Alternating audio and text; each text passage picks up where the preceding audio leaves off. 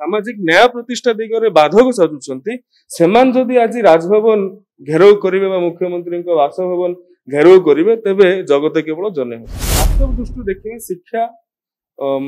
चाकरी क्षेत्र जेतेबेले ये समुदायटी एवं राजनीतिक क्षेत्र में समुदायटी पछेकी रहुची से धीरे धीरे अर्थनैतिक क्षेत्र में पछरे परिणत देखो विरोधी निजे को निजे लोक हसा होउछन तो कहि देउथाय पर को बुद्धि नदी से निजको जेतेबेले सेमानंक पाखरे क्षमता थिला निजे 27% आरक्षण आनिथिले एवं ओडिशा रो जेतेबेले ट्रिब्यूनल हाईकोर्ट सुप्रीम कोर्ट रो जो कैपिंग लिमिट अछि 50% रु अधिक जाति भित्तिक संरक्षण हेबो नै ता ऊपर सुप्रीम कोर्ट करो ये निर्देश ऊपर ओडिशा रो ट्रिब्यूनल सेतेबेले मना कर देथिला ये सरकार 2008 एससीबीसी अधिनियम फेरै नैथिले 2014 मसिया रे मध्ये से कथा हेतिला 2022 सद्य समापित पंचायत निर्वाचन व म्युनिसिपालिटी निर्वाचन रे सरकार कहले आमे ओबीसी माने को आरक्षण देबु किंतु देई परले नै जेउठी कि मध्य प्रदेश रो सरकार इलेक्शन अधारू बंद करिकी से जो ट्रिपल टेस्ट रो आवश्यकता अछि से ट्रिपल टेस्ट को समापित करिकी ओबीसी माने को आरक्षण देतिला बिजु जनता दल स्वभावतः ओबीसी तथा एससीबीसी विरोधी मंडल कमिशन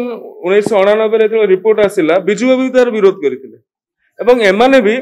देखंतु 11.25% जोटा कि सर्वाधिक सुप्रीम कोर्ट को निर्देश अनुसार सुप्रीम कोर्ट को कैपिंग अनुसार सर्वाधिक से लगे पार नथिले एवं कांग्रेस कथा तो न कहबा बोलो इंदिरा गांधी ठारू आरंभ करिक राजीव गांधी ठारू आरंभ करिक